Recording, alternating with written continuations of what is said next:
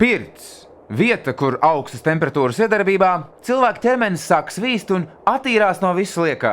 Ja uzskatām par pareizu Darvina evolūcijas teoriju, tad attīstības rezultātā cilvēka cilts zaudēja lielu daļu savu ķermeņa apmetojumu. Mums ir viedoklis, ka dažiem no viņiem stipri sala.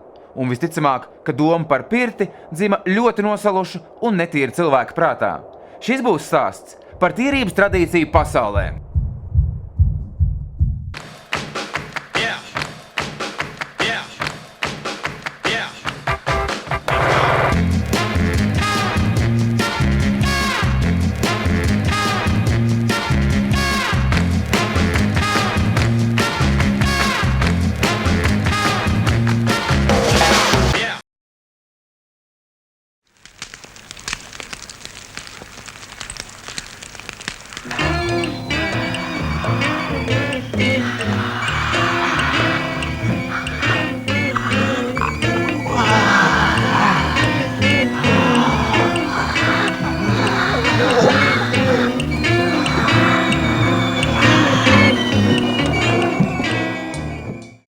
Šī ir universāla atpūtas vieta, darījumi un sievietes, alkohols, rosols, traumatisms. Somu pirts definīcija. Šīs saunas, šis viens no piršu atzariem, tas pārņēma Latviju, un ne tikai Latviju, tas pilnīgi tā kā tāds vilnis, kā tā laika kolhozos un sovhozos tappa noslēpumainās vietās un tādās grūti pieejamās un tādas, lai visas acis to neredz. Taisn tāpēc, ka šīs pirtis kļuva par pavedinātājām. Tās pavedināja gan erotiski, gan ekonomiski. Nevis sauna, bet somu pirts, kas pasvītro, cik Somija bija bezgalīgi tālu kā kapitalistiska zeme, tā arī šis pirts nosaukums simbolizēja, ka tas ir kaut kas tāds pacelts virs ikdienas un diezgan neaizsniedzams. Man liekas, ka vārds sauna jau visu laiku tika lietots kā tāds brands savā ziņā. Nu, tā kā svešvārds, kā firmas zīme, kaut kāda. Tas bija saistīts ar modi. Nu, ja sauna ir modē, tad nosaukt kaut ko par saunu nozīmēja pietuvoties šim te stilīgumam. Lielākā daļa, ja kaut kas notika, tad viss notika caur pirti. Jo restorāna kā tāda nebija, tad tusiņa nekāda nebija, nekur neviena negāja, jo visur nevarēja parādīties, pirtī varēja noslēpties un tur arī visas lietas kārtojās. Nu, pirmais, kas man nāk, ir rasola smarža. Atmiņā, diemžēl, deg vīns, diezgan daudz. Nu tā, garā acīm redzu tādu ainu. Tad es redzu tādus pusierēbušus un ļoti ierēbušus cilvēkus. Nu, atkailinātus. Noteikti dārda kaut kādā ļoti sliktā kvalitātē mūzika kaut kur, kādā stūrī. Kāds mīlas pārīts kaut kur sevi jau, kā teikt, nobeidzinājis.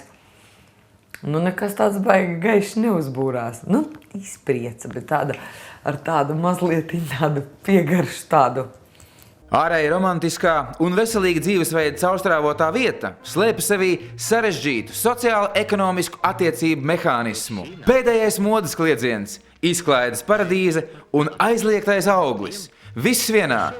Esiet laipni gaidīti leģendārajā saunā jeb somu pirtī.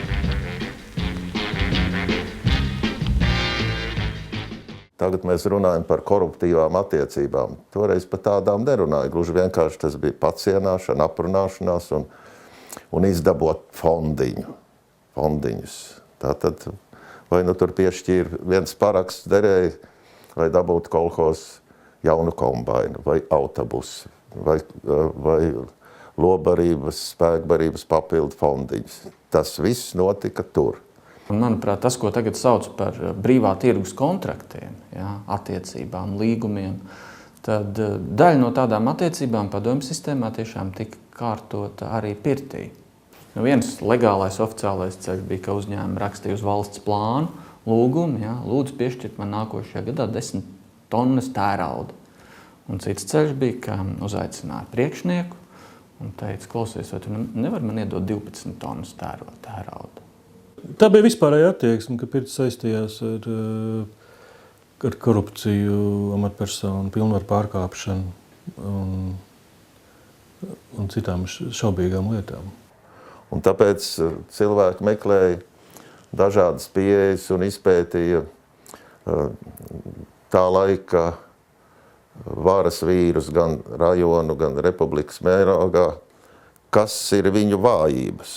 Vai tur ir medības, vai sievietes, vai alkohols. Nu, un tad katrs jau bija ieinteresēts kolhos, vai tur kaut kas tur ciem padomā, kas tur bija ieinteresēti, lai uz viņu būs arī atbrauc. Nu, un tad tā Soma pirts sacēla, kurtīgi bija, katrā sovhozā, kolhozā, ciem padoma vismaz pāris pirtis bija. Konkrētā Endu saimniecībā, kur pats priekšsēdētājs vairs medicīniski nedrīkstēja lietot alkoholu. Viņam bija vietnieks, ko viņš pats teica, tas ir mans vietnieks dzeršanas jautājumos, bet oficiāli šis vietnieks bija arī kā ārotbiedrības līderis, kas par viesiem un par pieredzes apmaiņas jautājumiem atbildēja. Bet faktiski tā bija ciemiņu uzņemšana galvenokārt pirtī. Un tad pirtī bija divatā uz lāvas, un tad man raudāja Bauskas, liekas, izpildu komitejas vai viens priekšniekiem, viņš teica, ka viņš nevar dzert. Ka viņam ir ārkārtīgi slikti, viņš neieredz, bet viņam jādzer, ieradies biedrs Verro, un tad, redziet, jātur līdzi, jo rajonam vajag sagādāt tādus materiālus vai tehniku tā tālāk, un tāds lietas tiešām kārtojās tur. Bet principā notika jebkurš darījums. Ja visur, pieņemsim, tas tie valdības, kas tur viss, tad, teiksim, viņi pa priekš tika apspriesti pirtī, tas 100 punktu, pa to es varu galvot. Tur tika apspriesti un pēc tam tika, kā saka, tas apstempelēts. Tā kā tur ne tikai, tur jebkurš darījums, 99% visi darījumi tika slēgti tais pirtīs, Somu pirtīs. Te jau bija arī tā interesantā paradoxālā pretruna, ka saimniecību vadītāji bija kļuvuši viena daļa tik nozīmīgi ražošanas ziņā, jo bija taču jāpilda republikai šie gaļas un piena piegādes fondi Ļeņingradai, Maskavai un tā tālāk. Tie nedrīkstēja sašķobīties. Un šie dižo saimniecību vadītāji kļuva noteicēji šajos procesos, un ar tiem vajadzēja sadzīvot. Un kolosāls piemērs bija savā laikā populārais Edgars Kauliņš no Lāčplēša katru rītu no Lāčplēša uz Vosa kabinetu veda rozes svaigas. Un vienu rītu nav šo rožu. Un tad Voss sūta savu pārstāvu noskaidrot, ko ar to ir gribējis Edgars Kauliņš pateikt. Tā kā tās attiecības bija ļoti, ļoti interesantas, delikātas un tāpēc tie cilvēki varēja arī daudz ko atļauties, tie saimniecību vadītāji. Par ko runā šie vīri? Par tikko izlaisto pirmās sērijas Žiguli vai varbūt par Rīgas Dinamo uzvarām PSRS čempionātā? Plus 140. Bet varbūt viņiem nebija par ko runāt, jo īsti fiskultūrieši vispirms dara un tikai tad runā. Nav arī izslēgts, ka veselības grupai uz papēžiem min kārtējais 5-gadas plāns. Valmierieši arī šai ziņā izrādījušies pirmie. Atkal un atkal pilsēta pie gaujas norūda savu raksturu.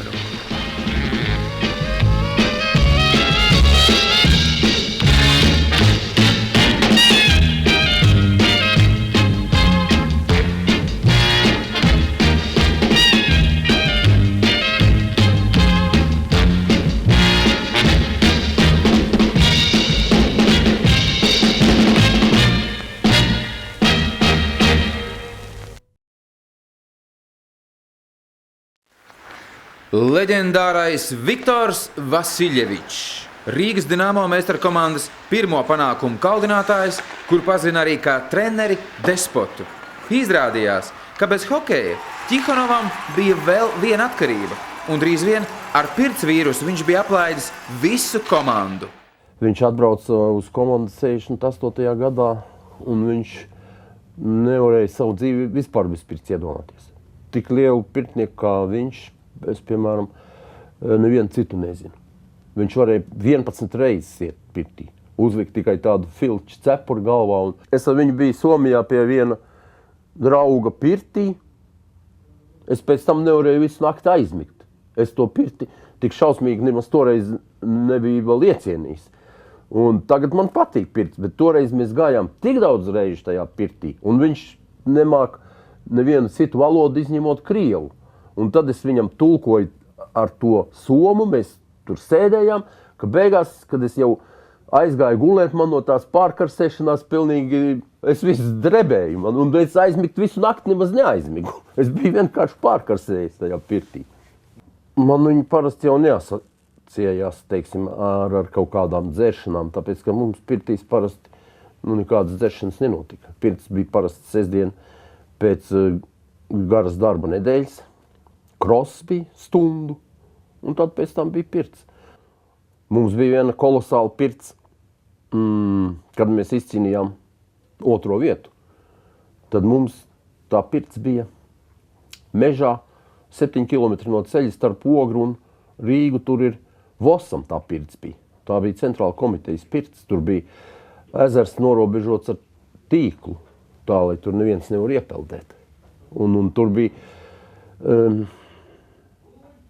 tad mums gan bija 2 mutes ar Bauska salu, vienu tumšā, vienu gaišā, un tad tur, teiksim, Jurzīnovs pat neviens neko neiebilda, ka mēs tajā, mums bija labs galds tur uzklāts, un tad mēs tur pērāmies visu dienu līdz vakaram. Somu pirts lielā cieņā bija arī Latvijas basketbola aprindās, kuru avangardā soļoja leģendārais Rīgas VEF. Atšķirībā no hokejistiem, basketbolists laukumā neslēpa biezās aizsarga bruņus, un atpazīstamība sabiedrībā bija ievērojami lielāka. Nu jā, parasti pēc spēlēm gāja visu uz pirti. Gan, teiksim, lai relaksētos ne tikai pirtī, bet arī šādā dzērienu iedzert, jā, tas bija viens. Otrs, teiksim, arī kaut kādi pasākumi tika pirtī taisīti. Es atceros, kad arī bija PSRS izlases atbrauc, nemaldos, bija dzimšanas dienas 2 spēlētājiem bija, un tad kaut kādā 3 stāvu pirtī bijām atzīmējam, to es vēl atceros. Visur bija viņas. Latvijā pirts bija ļoti daudz. Gan privātie bija, gan pie organizācijām bija, bet tās bija tā kā, es nezinu, ja nebija kaut kur pirts, tad nebija vieta. Tagad katreiz viss gāja ar pirti. Neatkarības pirmos gadus, kur visas tās aktivitātes bija ar Krievijas saistīts, tur bez pirtību dzeršanas nekas nenotika. Bet es, paldies Dievam, nodarbojos ar basketbolu, un man tas aizgāja garām skaidrs, ka tur bija gan jāmāk dzert, gan jāiet pirtī, gan viss. To nevar tā izstāstīt. Tagad tu man saki, tas ir, tas dzīves stils bija tāds. Tagad jau tas tā nav. Tagad jau ir tās iespējas tik lielas, kur aizbraukt un aiziet. Tur jau praktiski bez pirts nekā nebija.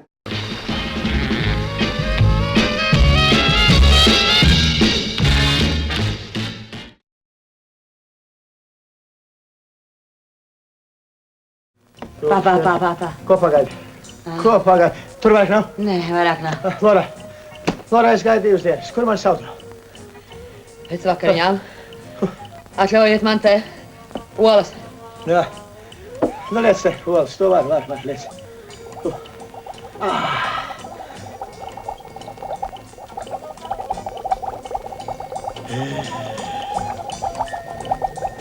Ievelc gaisu.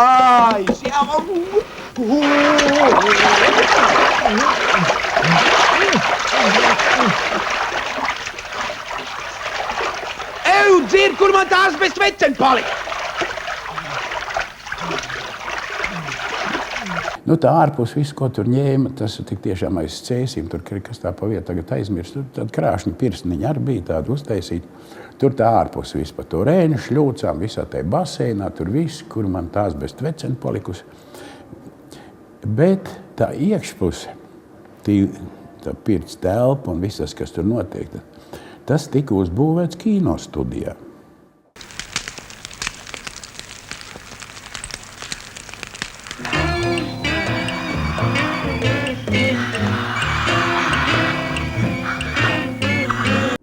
to pirts iekšpusē, kur mēs tur šausmīgā karstumā abi divi, ne tikai mēs, bet arī pārējie tur Liepiņa Kārs un Helēna Romano, tas tika ņemts janvāra vidū.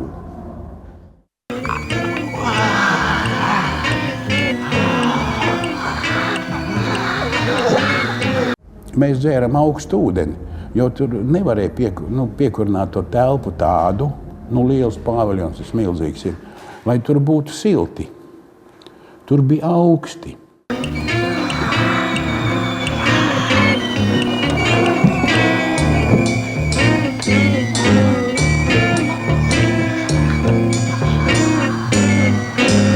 Mani augstumpumpa izmetās pēc 3 dienām uz lubu un Egots vispār maisaks. Tas nogula uz kādu nedēļu saaugstējies bija, jo mēs tur pliki. Tas, ka mēs tur šitā staigājam, tas un šausmīgs karstums, mēs bijām nosaluši pēc suņa. Un, lai nenāktu dvašs ārā no mutes, tad ir tāds paņēmiens dzer augstu ūdeni, lai agasētu to priekšu. Un tad, kad tu esi sadzēris to augstu ūdeni, tad tas ir, tad tu runājot, tev nenāk tie, kā saka, tās kondensāts ārā. Ja jūs domājat, ka tur bija sevišķi karsts, tad tur bija sevišķi augsts. Un mēs abi divi tur kārtīgi nosalām.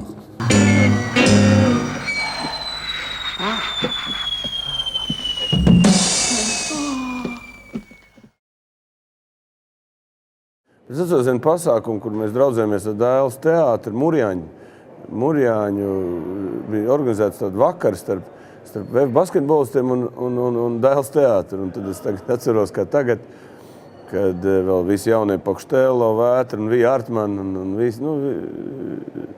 visi tie labākie spēki, un tad mēs rīkojam vienreiz. Un toreiz diezgan tas bija tāds smags pasākums, ka man Artman iemācīja dzert šņaba ar allešu ķimeli kopā. Es sapratu, ka tas dzēriens ir diezgan pasmags. Tā kā to es atceros no pirtīm. Visbiežāk pilsētnieki brauc pēc romantikas.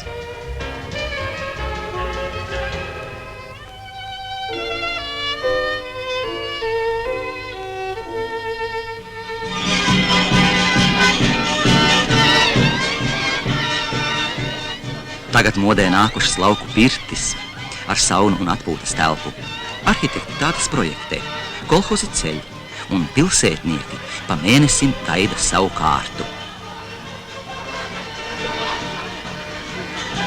Būtiskais te, protams, nav pirts. Pāries mode būvēs ko citu. Būtiskais ir tas, ka cilvēkam par reizei gribas atpūsties no stīvinātām apaklītēm un mašīnām. Un to jau varētu sacīt arī par lauku cilvēku. Tagad nevaru atcerēties, protams, kad citu pat svinību vietu. Vai tās bija pirtis, vai nebija nekas. Nebija tā, ka retu reizi kāds dzīvoklī kaut ko uzrīkoja. Kāpēc? Tāpēc, ka bēga no vecākiem? Jā. Dzīvoklī lielākoties vecāki dzīvoja arī dzen. Plus dzīvoklis pēc tam bija jāsatīra. Pēc tā visi pasākumi. No pirts varēja aizšmaukt arī tā. Kā ir, tā ir. Plus vēl pirtī nāk klāt tā atraktivitāte. Ja ir baseins, tad baseins, un ja ir tā baseinā lekšana, un tad tā karsēšanās, bet pārsvarā jau visiem bija nelabi no tās karsēšanās, par cik ēsts bija daudz un arī dzerts bija daudz. Bet daļa sabiedrības bija arī ļoti negatīvi noskaņot.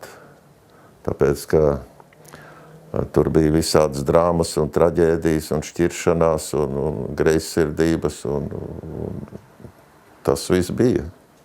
Esot pat sievas dedzinājušas kaut kāds pirtis nost kaut kur.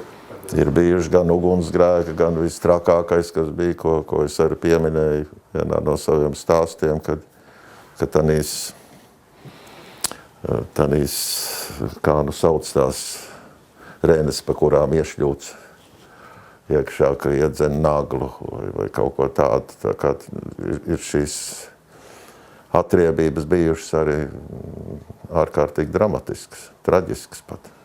traumatisms nenormāls. Nu, nenormāls. Parasti kāds bija ar kaut kādu pārplēstu kāju vai roku vai sasistu muguru. Es atceros, visdramatiskākais bija tas, kad leca basēnā, kurā nebija ūdens. Bet, nu, protams, ka puiši lec tad, kad jau vairs, kā saka, bija tālu no saprašanas, kas ir kas, ja. Un es no rīta pamostos un redzu, viens puisis nāk ar pārsistu galvu, tā kā vēl asinis piekaltušas un kas pa lietu uz ariņu. Izrādās, tas ir lecis basēnā aizmirst, ka tas ūdens vispār tajā dienā nav bijis ielaists. Tur, tādus gadījumus var atstāstīt simtiem. Bet saku, kaut kā Dievs mūs sargāja. Pagaidām es nevaru atcerēties nevienu tādu letālu atgadījumu. Tādiem stiprām traumām gan, jā. Tajā laikā plikums jau bija tāds pusaizliegts. Mums jau nebija arī striptīz bāru. Un šīs pirtis tās kļuva par nelegālām un pašdarbnieciskām šī atzara popularizētām. Jo bija taču pirtis, kur arī jau sākās šie puskailie un kailie uzvedumi jau. Un tā jau bija augsta klase tad. Kas zīmīgi, mēs arī dejojām tur. Daudz. Dejojām. Man tā jāsaka, tā trulu sēdēšana vai kaut kāds stulba dzeršana nebija tikai tur. Tur bija tāda puspliku korpusu arī dejošana. Bet tā. Bez tādas īpašas kaut kādas, tādas... Tur kaut kā bija, tur basēnā? Jā, kur varēja, tur dejoja. Tur bija tā telpiņa, it kā tā. Dejojām, dziedājām, it kā jau nekas tāds slikts nenotika. Kas gribēja tur mazliet kaut kur aizspruka kādā tumšākā kaktiņā, bet tas nebija primārais. Primārais bija dziedāt, dejot un lai būtu jautri. Un vēl šīs pirtis kļuva par savedinātājām. Blaumaņu laikos taču bija savedējs, kas pierunāja, sapazīstināja, pastāstīja par iespējamo līgavainu un līgavu. Un šajos saunas laikos es pats zinu vairākus gadījumus, kad bija tā kā iecerēts, ka tas varētu ņemt to par sievu. Bet, lai drusku tā uzmundrinātu, tad tas dzimtas ģimenes pirtī rīkoja kaut kādu sajietu, un tur, kur ir basēniņš, lai to līgaviņu var redzēt.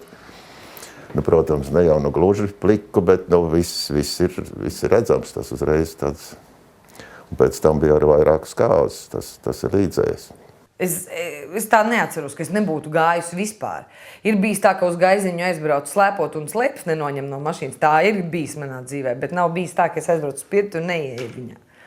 Es neatceros, varbūt, kad ir kaut kā no 101 gadījumā ir bijis, bet es vienmēr vienalga vienkārši 5 minūtes.